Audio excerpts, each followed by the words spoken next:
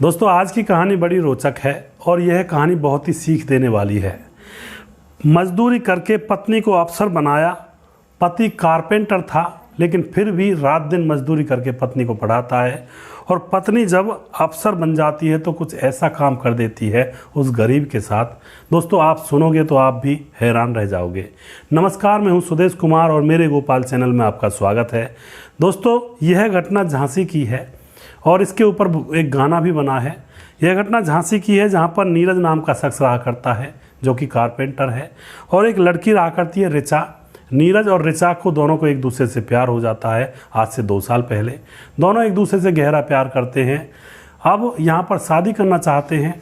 नीरज के घर वाले तो तैयार थे लेकिन ऋचा जब अपने घर वालों को पूछती है और लड़के का फ़ोटो दिखाती है और उसका व्यवसाय बताती है तो ऋचा के घर वाले कहते हैं यह तुम्हें खिलाएगा क्या, तुम्हारा गुजर बसर इसके साथ कैसे होगा, और यह लड़का तुम्हारे लायक है ही नहीं, ना ही इतना सुंदर है जितनी सुंदर तुम हो।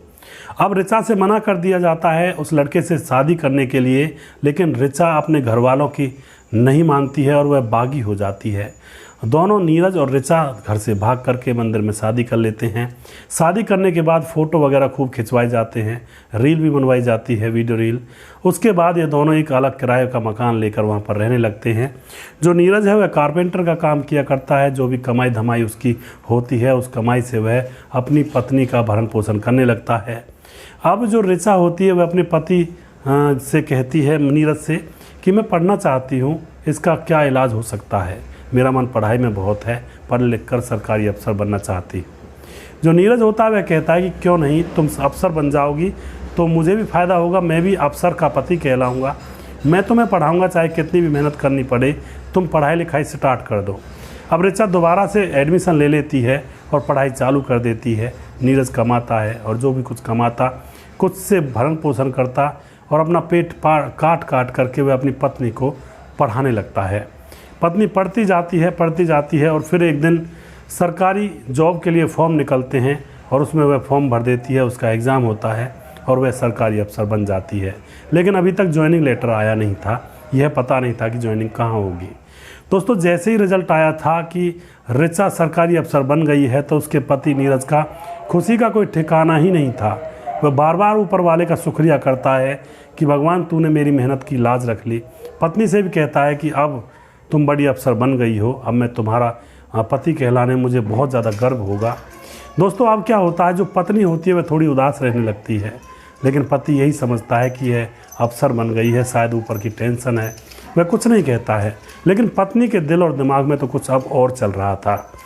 दोस्तों अब एक दिन क्या होता है, ऋचा अपने पति से कहती है कि मैं जा रही हूँ, मुझे कॉलेज में काम है और तुम मेरा इंतज़ार मत करना। इस बात को नीरज गौर से नहीं सुनता है, कह देता है कि ठीक है जल्दी आ जाना। अब ऋचा घर से चली जाती है और जाने के बाद वह वापस आती ही नहीं है। अब पति को चिंता होती है कि आखिर गई तो गई कहाँ, खाना भी नहीं बनाया, घर के अंदर भूखा बैठा हुआ हूँ। वह उसको ढूंढने के लिए इधर उधर जाता है लेकिन कहीं भी अता पता नहीं था। फ़ोन मिलाता है, फ़ोन भी बंद था। अब ऋचा के घर पर जाता है नीरज, लेकिन वहाँ भी उसके माँ बाप कह देते हैं हमें तो पता नहीं कहाँ चली गई।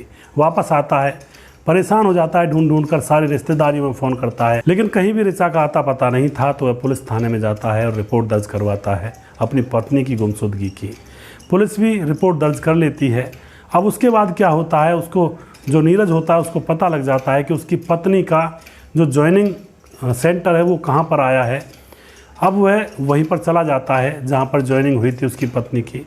वहाँ पर जाकर पत्नी से मिलना चाहता है लेकिन जैसे ही वह ऑफिस के अंदर घुसने की कोशिश करता है, पत्नी को पता लग जाता है कि वह आया है और वह अपने पति को धक्का देकर उस ऑफिस से बाहर निकलवा देती है। दोस्तों यह देख करके जो पति है नीरज, उसका अंतर्मन टूट जाता है कि जिस पत्नी के लिए रात दिन एक करके उसको पढ़ाया लिखाया, उसने आज मुझे ऑफिस में घुसने से मना कर दिया और ना ही बात करने के लिए तैयार है। दोस्तों तभी उसी क्षण नीरज प्रेस को बुलाता है और प्रेस में सारी बात लोगों के सामने बयां करता है। इस घटना के ऊपर गाना भी बनाया दोस्तों, वो है तो दूसरी भाषा में लेकिन धुन अच्छी है। और ऋचा ने दूसरे अफसर से शादी कर ली बाद में, क्योंकि यहाँ पर चाल ये चली थी, जो ऋचा के माँ बाप थे वह फिर कहते थे कि अब तू अफसर बन गई है, अब तू अपने पति को छोड़ दे, वह तुम्हारे लायक नहीं है, सोसाइटी में तू किसी को क्या जवाब देगी, तुम्हारा पति कारपेंटर है। अब तो तुम्हें एक से बढ़कर एक लड़के मिल जाएंगे और तू छोड़ दे उसका पीछा।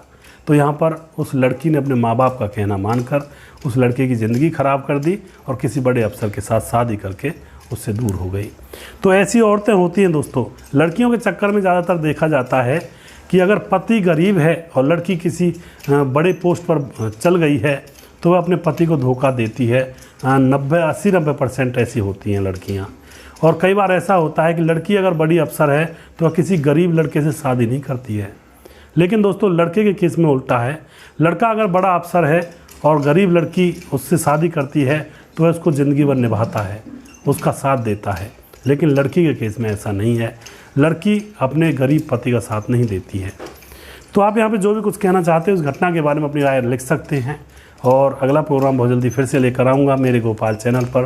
तब तक आप खुश रहें, सावधान रहें। जय हिंद, जय भारत।